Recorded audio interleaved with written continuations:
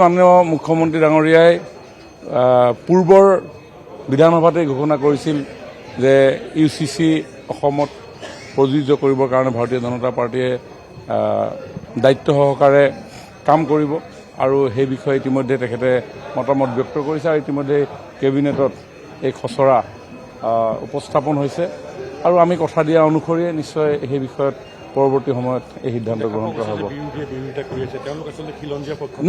নাই ইউচিচিটো কি সেই বিষয়ে বিৰোধীয়ে শব্দটো শুনিলেতো নহ'ব, কাৰণ বিৰোধীয়ে বিভিন্ন সময়ত অসমৰ বাতাবৰণ অস্থিৰ কৰাৰ পৰিৱেশ সৃষ্টি কৰি আহিছে।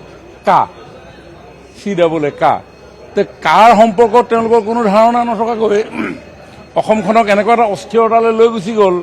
এতিয়া আজি কি হ'ল কাক লৈ আজিৰ পৰা 18-19 চনত যি পৰিৱেশ সৃষ্টি কৰিছিলে, এনেকুৱা এটা পৰিৱেশ সৃষ্টি কৰি দিছিল যে ৰাতিটোৰ ভিতৰত যদি গুৱাহাটীখন জ্বলাই নেপেলায় অসমখন ধ্বংস হৈ যাব। হিন্দু বাংলাদেশীয়ে অসমৰ চুকে কোণে বেৰি ধৰিব।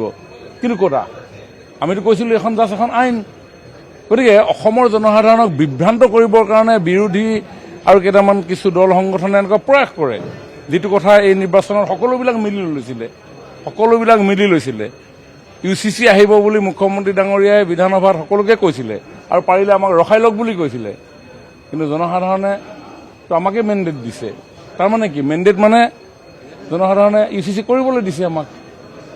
গতিকে বিৰোধী মুষ্টিমেয় কিছু লোকে হুলস্থুল কৰিব, গতিকে তেওঁলোকে নজনা নুশুনাকে কিছুমান কথা কৈ থাকে আৰু জনসাধাৰণক বিভ্ৰান্ত কৰিব বিচাৰে, ৰাজনৈতিকভাৱে মুনাফা আদায় কৰিব বিচাৰে।